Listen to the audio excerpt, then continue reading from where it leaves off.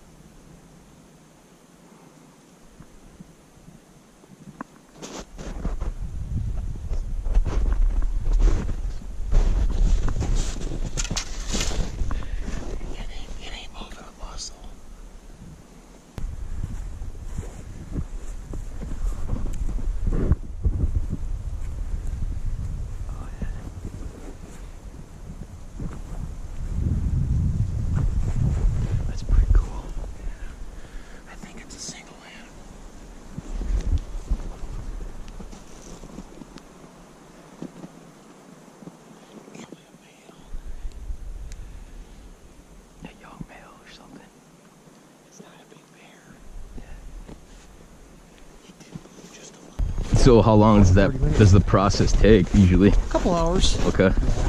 Yeah, we draw them, get them out of there. If they're a male, thank you for letting me. Yeah, no problem. Borrow those. If they're a male, we'll just ear tag them, maybe tattoo them under the lip, and then tuck them back in.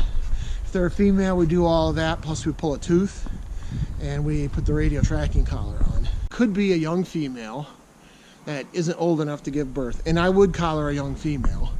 The only thing I don't collar is males. It could be long shot that there's cubs in there and they're just not nursing right now, because usually it's a ruckus when they're nursing. You hear this like that, and you know, and they make a lot of noises. I mean, they make a ruckus, you know, and they're crawling all over each other and stuff. So usually cubs are a pretty dead giveaway. But if they're all taking a nap, every once in a while it happens, because they'd be under her. You know, it's close enough, it'd be easy to make an attempt and see what it is. Yeah. So I'll talk to my partner. The decision's up to me, but my partner, he's got a couple days available next week too. And like I say, I want to check out these other ones as well.